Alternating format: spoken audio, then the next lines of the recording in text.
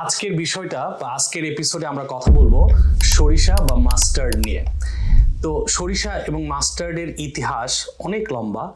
তো অনেক আগে সে আদিম যুগের পরপরই আমরা সরিষার কাল্টিভেট দেখতে পাই, কিন্তু সরিষাটা তখন আমাদের কোনো কন্ডিমেন্ট হিসেবে ব্যবহার হতো না। তার মানে কন্ডিমেন্টগুলো কি, যেমন ধরেন আপনার মুখে রুচি বাড়ানোর জন্য, বা আপনি যেমন আমের কাসুন্দি তৈরি করি, ভিনেগার, অ্যাসিডিটি, ঝাল, এরকম কিছু যেটা কিনা আপনার খাবারকে আরো মজাদার করে তোলে।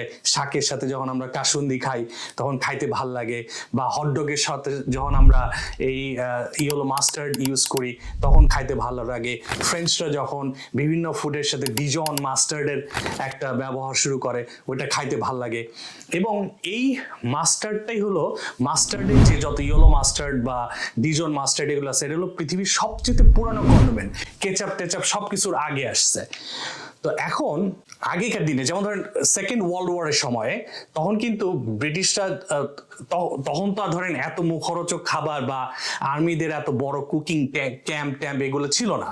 তখন এই ক্যান ফুড যেগুলা খাইতে খুবই মানে ভালো না, ওগুলা যাতে খাইতে মুখরোচক হয় এই জন্য কিন্তু ডিজন মাস্টার্ড বা রেগুলার মাস্টার্ডের প্রচুর প্রচলন ছিল।